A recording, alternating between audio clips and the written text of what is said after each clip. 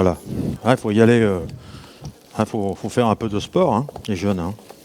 Mais un peu encore. Voilà, c'est bien.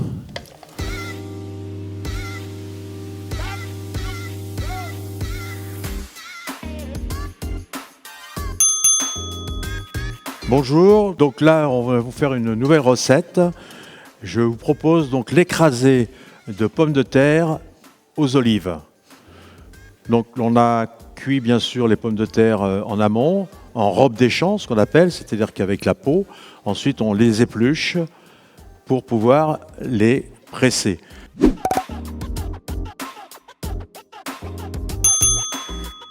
Donc on va utiliser l'écrasé, c'est simplement écraser, on peut le faire avec des fourchettes, on peut le faire avec un fouet. Donc la pomme de terre elle est écrasée chaude, très chaude, une fois qu'on l'a épluchée. Ça c'est le secret, hein, très chaude, parce qu'après tiède ou froide, c'est une catastrophe. Voilà, donc on va allez-y. On va donc on peut le faire avec un fouet, c'est très bien aussi. Hein.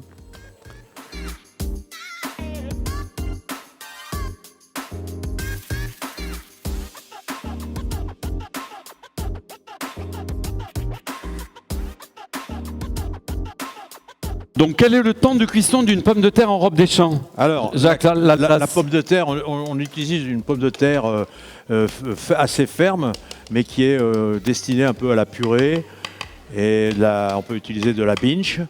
Donc cette pomme de terre-là, elle est cuite ce qu'on appelle en robe des champs, c'est-à-dire avec la peau, hein, bien sûr, et dans de l'eau salée. Ensuite, une fois que la pomme de terre est cuite, on l'égoutte tout de suite et on l'épluche, on enlève la peau à chaud.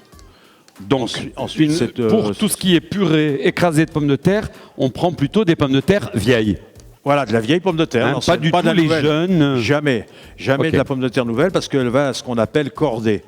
Elle va corder, donc c'est pas la bonne pomme de terre qui convient pour faire une purée ou un écrasé de pommes de terre. Très bien.